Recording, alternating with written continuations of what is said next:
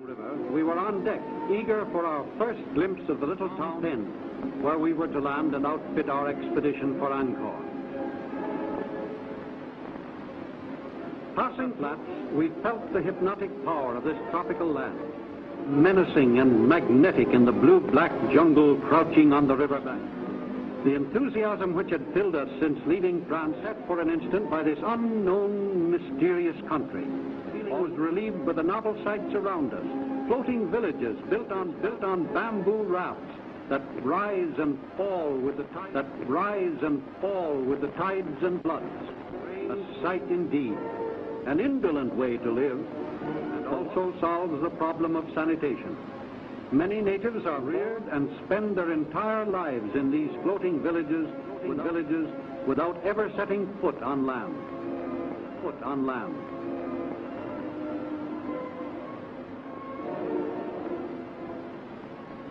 Approaching the capital city of Cambodia, we saw crowds of natives in town for the annual boat races, a picturesque and colorful scene.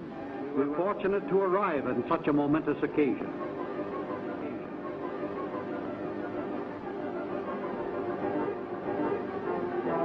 The canoes are 60 feet long and have 4 men to a crew. The coxswain sits in front because the men face the stroke for all the world like the captain of an ancient slave galley.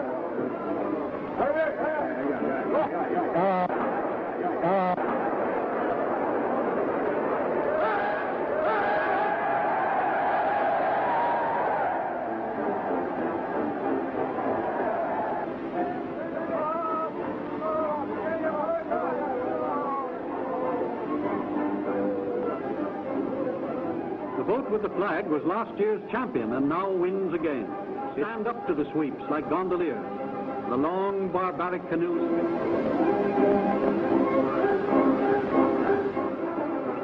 We hurried up the main street of Phnom Penh and seemed a curiosity to the children. Primitive ox carts and native cabs drawn by were the only methods of transportation. Teeming market streets in a typically Oriental manner.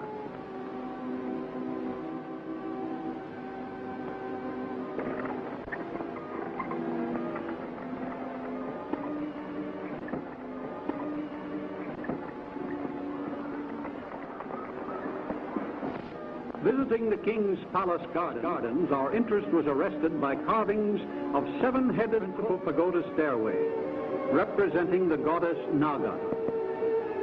Legend has it that Naga herself was a cobra, and when each king bride, Naga assumed the shape of a human virgin, spending the wedding night with the king, and next morning reassuming her. Being guests of the king, we were permitted to see the royal Cambodian dancers. We noticed on the left an outstanding figure wearing a monkey mask, the Prince of the Apes. The dance portrays princesses dancing for him, and all of the action centers around the wearing the monkey mask. The extraordinary motif astounded us. Suggestion of apes wielding power over human beings was unheard of outside of this part of the world and dates back to ancient times.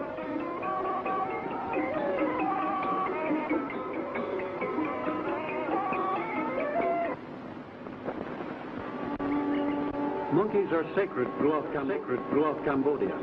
They swarm everywhere, never tied or caged, never killed by man, and living like gluttons while poor peasants go hungry. Protection have bred a race of apes who are fearless of mankind.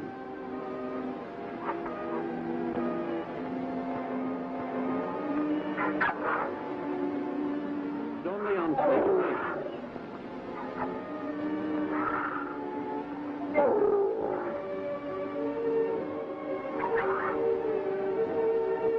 Every day at 2 o'clock, they make their way to the river where they're met by keepers.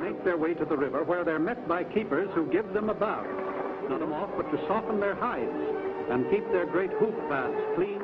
Water affords them great relief in this hot tropical country from the equator.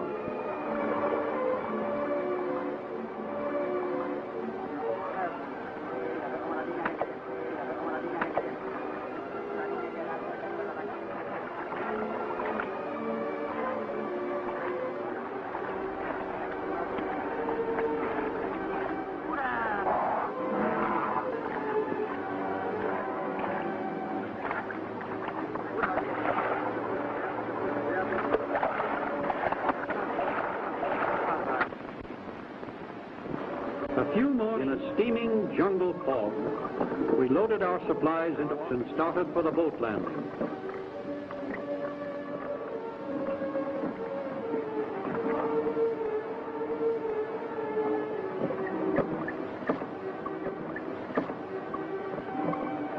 When the natives learned, they refused to rent us their boats, or sampans as they call them. They said that white men who went to Angkor never came back, and they didn't want to lose their boats.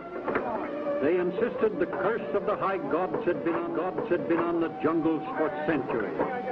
This was our century. This was our first intimation of the obstacles. In the end, we were compelled to buy their boats outright. And bribery, we finally succeeded in getting together enough men to... As we pulled out into the stream starting on our long journey, our